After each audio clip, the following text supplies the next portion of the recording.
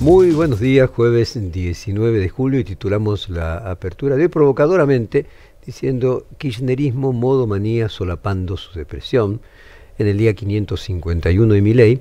Ayer ya habíamos dedicado esta columna a criticar cierto determinismo funcionalista de la historia que practica el kirchnerismo actual, a esta altura limitado a un campo político sectario, no mayor a la cámpora, que simplifica. Por ejemplo, si Lula fue preso y luego volvió a la presidencia, Cristina presa volverá a la presidencia. Y concluir que, como a Milei le irá mal, la gente pedirá que volvamos, aunque en extenso el silogismo sería: a Macri le fue mal y la gente pidió que volviéramos, a Milei le irá mal, la gente pedirá que volvamos. El silogismo correcto sería: cuando a Macri le fue mal, volvió el kirchnerismo y fue peor; cuando a Milei le vaya mal, la gente elegirá algo con lo que crea que le puede ir mejor, que no ha sido lo que fue.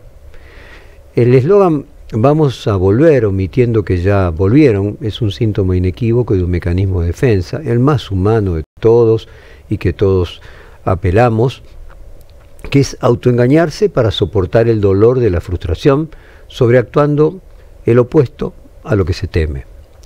El modo manía, solapando la depresión, del título de nuestra columna de hoy, al que alude, como decíamos, nuestra columna, encuentra su expresión más sintomática en parte del clima festivo que se percibió en los 5 días hábiles del aguante frente a la casa de Cristina Kirchner, y de la misma manera cierto grado de alegría que ella misma derramó en sus bailes en el balcón, sentimiento que también sobrevoló el ánimo de muchos de los manifestantes que colmaron la Plaza de Mayo y sus adyacencias, donde no se estaba participando de el duelo por una pérdida, sino la convicción de un nacimiento, con la necesidad de estar convencidos de que la historia los espera. Nada más opuesto al sentimiento de quienes marcharon acompañando a Lula camino a su detención, quienes lloraban a mares, le rogaban que no se entregara, y las imágenes eran de pesar y desgarradoras, propias de cualquier funeral.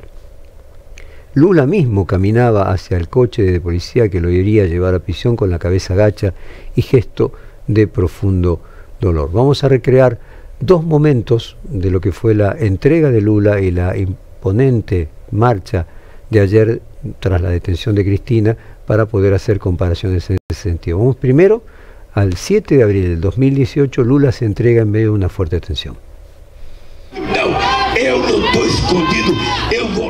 No estoy escondido. Voy a ir allí y ver sus rostros para que sepan que no tengo miedo. Entonces sabrán que no voy a correr y voy a demostrar mi inocencia. Estas fueron las palabras de Luis Ignacio Lula da Silva antes de entregarse a la justicia para cumplir la condena de 12 años y un mes que le fue impuesta por corrupción.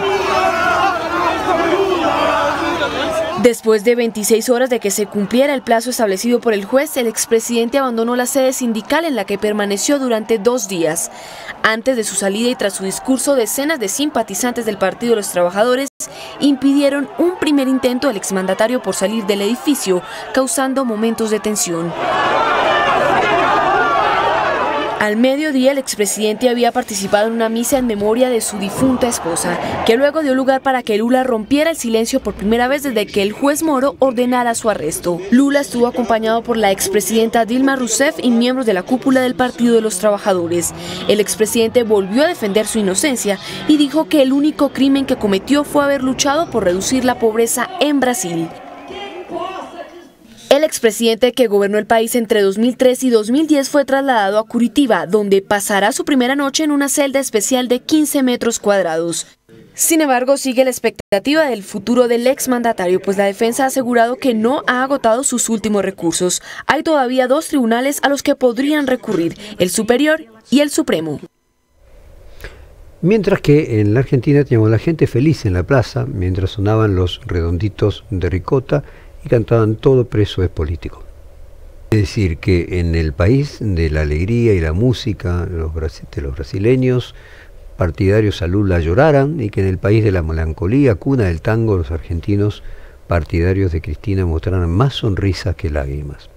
Claramente lo que estaba sucediendo no tenía la épica que luego creó las condiciones de posibilidad para el regreso de Lula, que la detención domiciliaria de Cristina sin siquiera tener que cumplir las formalidades legales mínimas fuera de su domicilio, no luce a los ojos de todos como la de Lula. 15 metros tenía la celda de Lula.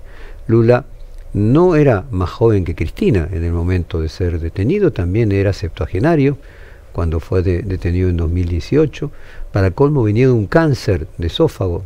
Su mujer enferma también había muerto un año antes, o sea, estaba en pleno proceso de duelo de viudez de su mujer de toda la vida, de Marisa Leticia Lula da Silva, quien había cosido con sus propias manos la primera bandera del Partido de los Trabajadores.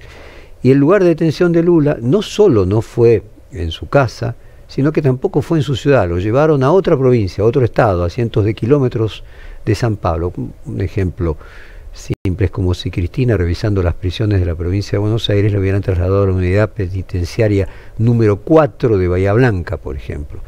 Además de su mujer, que había fallecido antes, mientras estuvo en prisión murieron su hermano y, la más desgarradora de las desgracias, su nieto de 7 años por meningitis. Al verlo llorar en ese funeral al que le permitieron asistir por un puñado de horas, nadie imaginó en ese momento que ese hombre roto podía recuperarse. Se alimentó con comida de cárcel durante 580 días y no estaba Rapa Nui para llevarle, o Rappi para llevarle Rapa Nui, podríamos decir. En Brasil también existe la posibilidad de la prisión domiciliaria para mayores de 70, pero podríamos decir que la codicia vengativa de los antilulistas se la denegaron, lo que lo llevó luego a la presidencia, mientras que en la Argentina, con sabiduría política, la justicia argentina concedió a Cristina la benevolencia que desde mi perspectiva corresponde, porque además es socialmente útil de que cumpla la condena en su casa. En Brasil, cuando detuvieron a Lula, algo inmenso pasó. En la Argentina, con la condena de Cristina, no parece haber sucedido lo mismo. Después de tantos años de amenazas, si la tocan a Cristina, ¿qué lío se va a armar? No se armó, por lo menos aún, y gracias a Dios, ninguno. Mérito que hay que reconocerle también a sus partidarios, ¿no? Tuvo más dramatismo la enorme convocatoria que acompañó a Cristina Kirchner el 13 de abril de 2016 a Comodoro Pi a declarar por primera vez como expresidenta, que la del 13 de noviembre del año pasado, cuando Casación confirmó su condena. En el medio, obviamente, como bien acotó Manu Lluve en un mensaje de su cuenta de X, había pasado el gobierno de Alberto Fernández, que es el gobierno de ella misma, y ya había consumido, se pudiera decir sin éxito, la carta de volver al gobierno. Ya había vuelto al gobierno y desgraciadamente sin éxito. Más allá de la falacia Cristina igual Lula o Cristina opuesto a Milei, el acto de ayer también deja múltiples mensajes. Fue un acto de la Cámpora para disciplinar al resto del peronismo. La Cámpora cantaba canciones contra Kicillof, aludiendo a la frase de las nuevas canciones que ya es célebre en la discusión peronista, y le cantaban: si querés una nueva canción, vení que te presto la mía. Eso coreaban los jóvenes de la Cámpora en varios puntos de la marcha. La organización kirchnerista era por lejos la más grande y parece haberse volcado a mostrar esa superioridad numérica a lo largo de la marcha. El sindicalismo, por ejemplo, claramente no fue de la partida. La CGT había dado libertad de acción y las columnas de diferentes gremios eran pequeñas delegaciones. También se escucharon cánticos contra la CGT por no haber convocado con fuerza. Los gobernadores solo disimularon y podríamos decir que quedaron 4 significantes encarnados, que eran Máximo Kirchner por un lado, como heredero del apellido de su madre, Sergio Massa por el otro, Kicillof por el otro y Grabois. Máximo Kirchner y Massa lucen cercanos. Grabois, como siempre, es contra todos, lo que hace que Kicillof quede en soledad. Esto que decíamos antes, que le cantaban: si querés una canción, vení que te presto la mía. Y deja abierta la discusión sobre el propósito del acto de ayer, que más allá de la catarsis emocional, de la necesidad de transmitir apoyo a la condenada, ¿para qué sirvió políticamente la marcha de ayer, el acto de ayer? La marcha, por ejemplo, de Una Menos creó una agenda feminista permanente en el país. La marcha universitaria hizo retrotraer, aunque sea levemente, a Milei en el tema presupuestario universitario. Yendo más para atrás en el tiempo, obviamente las marcha más exitosa, histórica de la Argentina, es aquella del 17 de octubre, que sacó a Perón de la cárcel y lo llevó a la presidencia, pero bueno, aquello era una dictadura. Ahora, ¿cuál es el efecto de esta marcha, salvando las distancias históricas? No hubo un etos, confluyeron fragmentos con idiomas distintos, unidos coyunturalmente por una cuestión puntual que no modificará esa ni otras marchas. Me refiero al avance de la justicia en las causas contra Cristina Kirchner, que seguirán progresando. O sea, es una marcha sobre un hecho consumado contra una proscripción que se termina aceptando. En una columna de hoy en Perfil, Javier Calvo lo planteó: de la unidad al amontonamiento, ¿no? Era un amontonamiento, no una unidad. Vamos a compartir un fragmento del discurso de Cristina que resulta particularmente interesante para analizarlo cuando dice: este gobierno se cae porque es insostenible en términos económicos. Escuchémoslo. Yo les quiero decir que este modelo que ahora encarna Milei, que no es diferente a los de otrora, se cae. Y se cae no solo porque es injusto e inequitativo, no solamente por eso, sino fundamentalmente porque es insostenible en términos económicos. Tiene vencimiento como el yogur y no es nuevo. Ya lo vimos con Martínez de Oz en el 76 y con Cavallo en los 90.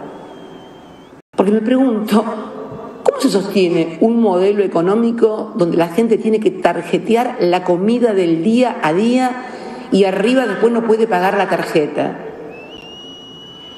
¿Cómo subsiste un país donde es mucho mejor comprar comida, viajar, comprar ropa afuera porque es más barata de lo que está aquí adentro del país? Y mientras esto sucede, el ministro de Economía, el impresentable de Caputo, alquila dólares